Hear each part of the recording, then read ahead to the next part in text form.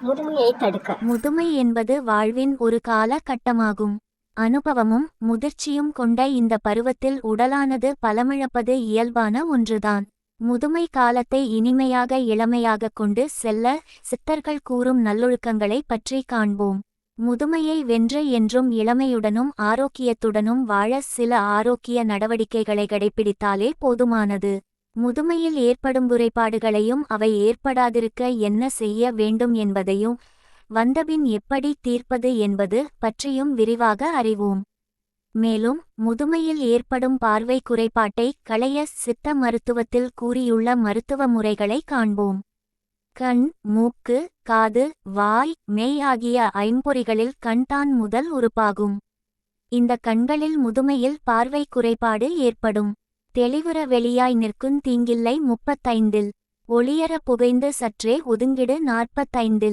வெளியுற புகைந்து காட்டும் மேவிய 57.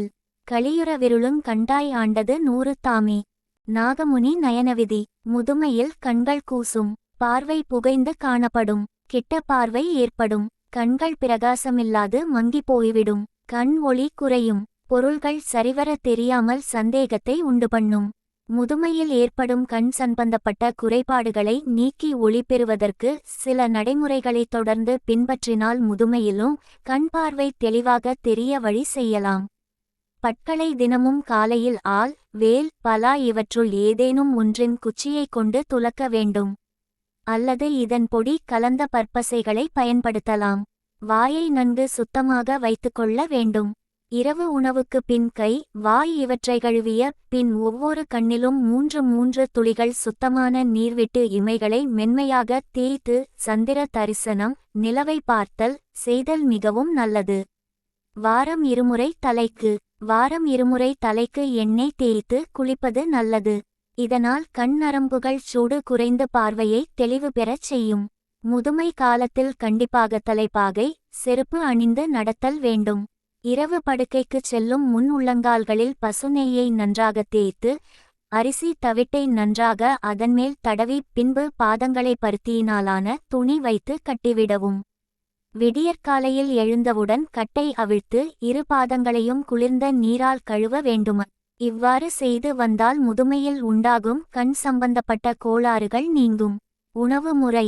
மதிய உணவில் பண்ணைக்கீரை, சிறுகீரை, பொன்னாங்கண்ணி கீரை, காரட் சேர்த்துக்கொள்ள வேண்டும். இரவில் பால் சாதம் சாப்பிடுவது நல்லது. இரவு உணவுக்கு பின் பால், பழம் சாப்பிடுவது நல்லது. ஒருவேளை உணவில் நெய் சேர்த்து கொள்ளலாம். தின்னார் பண்ணை சிறுகீரை தனின் மறந்தார் சீர்கேடாய். பொன்னாங்காணி கூறி கூட்டர் பூசார் பாதம் நெய்யுண்ணார். பண்ணார் மதியன் தனை. பண்ணார் மதியன் தனை பாரார் பால்வார் துண்ணார் பல் தீயார். கண்ணார் நோயால் கவல் வரதையாமும் சொல்ல கடவோமே என்றனர். கண்களில் நோய் வராமல் தடுக்க 6 மாதத்திற்கு ஒருமுறை வாந்தி மருந்து உட்கொள்ள வேண்டும். 4 மாதத்திற்கு ஒருமுறை பேதி மருந்து, மாதம் ஒருமுறை நசிய மருந்து பயன்படுத்தினால் கண் சம்பந்தப்பட்ட நோய்கள் அகலும்.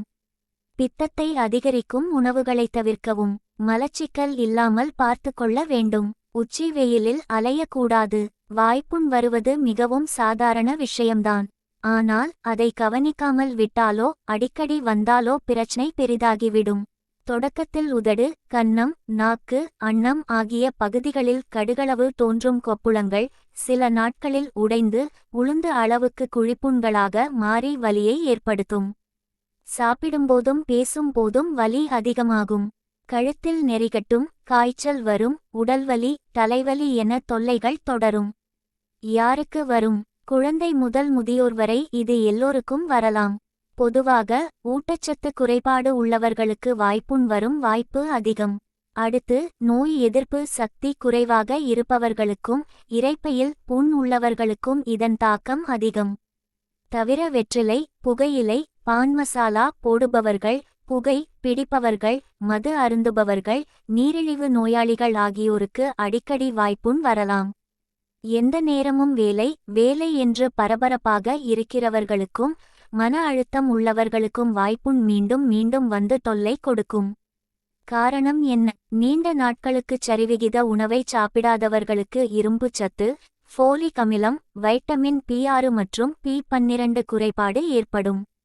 இதனால் இரத்த வெள்ளை அணுக்கள் குறைந்துவிடும்.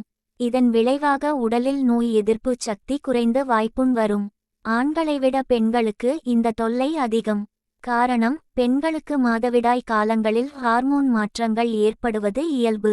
இதனால் இவர்களுக்கு வாய்ப்புண் வருகிறது. அடுத்து, இவர்கள் சாப்பிடும் கருத்தடை மாத்திரைகளும் வாய்ப்புண் ஏற்பட காரணமாகின்றன. வாய்ப்புண் வருவதற்கு ஒவ்வாமையும் முக்கிய காரணம்தான். உணவு ஒவ்வாமை, குறிப்பாக செயற்கை வண்ண உணவுகள், மருந்து ஒவ்வாமை, பட்பசை ஒவ்வாமை போன்றவற்றை உதாரணங்களாக கூறலாம். அதிகமாக கவலைப்பட்டாலும் வாய்ப்புண் வரும். உதாரணம், மாணவர்களுக்கு தேர்வு நேரங்களில் மன அழுத்தம் அதிகரிப்பதால் வாய்ப்புண் வருவது. வைட்டமின் பி2 குறைபாடு இருந்தால் வாயின் 2 ஓரங்களிலும் வெள்ளை நிறத்தில் வெடிப்புகள் தோன்றும். இரைப்பையில் புண் உள்ளோருக்கு அங்கே சுரக்கிற அதீத அமிலம் தூக்கத்தில் உணவு குழாயை கடந்து வாய்க்கு வந்துவிடும். அப்போது தொண்டையிலும் வாயிலும் புண் ஏற்படும். கூர்மையான பற்கள் இருந்தால் அவை உள்கன்னத்தை குத்தி புண்ணை உண்டாக்கும். கவனக்குறைவாக சாப்பிடும்போது கன்னம் கடிபட்டு வாய்ப்புண் ஏற்படலாம். பல் துலக்கும்போது பிரஷ் குத்துவதால் புண் உண்டாகலாம். செயற்கை பற்கள் சரியாக பொருந்தவில்லை என்றால் அடிக்கடி வாய்ப்புண் வரும். மிகச் சூடாக காபி, டீ குடித்தால் கூட வாய்ப்புண் வருவதுண்டு. சிலர் வாயின் ஒரு பக்கத்தில் மட்டுமே உணவை மெல்லுவார்கள். இது நாளடைவில் வாய்ப்புண்ணுக்கு வழியமைக்கும். கிருமிகளின் தாக்குதல். பாக்டீரியா, வைரஸ் போன்ற கிருமிகளின் தாக்குதல் காரணமாக வரும் கிரந்தி நோய், வின்சென்ட் நோய், சின்னம்மை, தட்டம்மை, வாயம்மை, எய்ட்ஸ் போன்ற நோய்கள் ஏற்படும்போது வாயில் புண் வருவது வழக்கம். காண்டிடா ஆல்பிகன்ஸ், காண்டிடா ஆல்பிகன்ஸ் எனும் பூஞ்சை கிருமிகளின் பாதிப்பால் நாக்கில் கட்டித்தயிர் போல வெண்படலம் உருவாகி புண் ஏற்படும். அடிக்கடி ஆன்டிபயாட்டிக் மருந்துகளை எடுத்துக் கொள்பவர்களுக்கும் அஜீரண கோளாறு இருப்பவர்களுக்கும் இது நிரந்தர தொந்தரவாகிவிடும். பல் ஈறு கோளாறுகள், சில மருந்துகளின் பக்கவிளைவு காரணமாகவும் வாய்ப்புண் வருவதுண்டு. என்ன சிகிச்சை? பெரும்பாலான வாய்ப்புண்கள் சரியான உணவு மூலமே குணமாகி விடும். அதே நேரத்தில் வாய்ப்புண் வெகு நாட்களுக்கு ஆறாமல் இருந்தால் அது புற்றுநோயாக மாறுவதற்கும் வாய்ப்புண்டு. ஆகவே வாய்ப்புண்தானே என்று அலட்சியமாக இருக்காமல் காரணம் அறிந்து சிகிச்சை பெற வேண்டியது அவசியம். மருத்துவரின் ஆலோசனைப்படி ஆன்டிசெப்டிக் திரவத்தை பயன்படுத்தி வாய் கொப்பளித்தால் வாய்ப்புண் சீக்கிரத்தில் குணமாகும். ஸ்டீராய்டு மற்றும் வலி மரத்து போகச் செய்யும் களிம்புகளை வாய்ப்புண்ணில் தடவலாம். இவற்றோடு வலி நிவாரணி மாத்திரைகளையும் ஒரு வாரம் சாப்பிட வேண்டும். லாக்டோபேசில்லஸ், லாக்டோபசில்லஸ் மருந்து கலந்த மல்டி வைட்டமின் மாத்திரை மற்றும் இரும்புச்சத்து, ஃபோலிக் அமிலம் மாத்திரைகளை 1 மாதம் சாப்பிட வேண்டும். அப்போதுதான் வாய்ப்புண் மீண்டும் வராது. பூஞ்சையால் வரும் வாய்ப்புண்ணுக்கு காளான் கொல்லி மருந்தை தடவினால் நல்ல பலன் கிட்டும். தடுப்பது எப்படி? வாய்ச்சத்தம் காப்பது வாய்ப்புண்ணை தடுப்பதற்கான முதல் படி. 6 மாதங்களுக்கு ஒருமுறை பல் மருத்துவரிடம் காண்பித்து ஸ்கேலிங் முறையில் பற்களைச் சுத்தப்படுத்திக் கொள்ள வேண்டும். கூரான பற்களைச் சரி செய்ய வேண்டும். செயற்கை பல் செட்டால் பிரச்சனை வருகிறது என்றால் அதை மாற்றிவிடுவது நல்லது. Sodium lauryl sulphate, sodium lauryl sulphate கலந்திருக்கும் பற்பசையை பயன்படுத்தக் கூடாது. புகை பிடிக்க கூடாது. வெற்றிலை, புகையிலை, பான் மசாலா போடக்கூடாது. மது ஆகாது. நீரிழிவு நோயாளிகள் நோயை கட்டுக்குள் வைத்துக்கொள்ள வேண்டும். உணவு ஒவ்வாமை, மருந்து ஒவ்வாமை இருந்தால் தவிர்க்க வேண்டும்.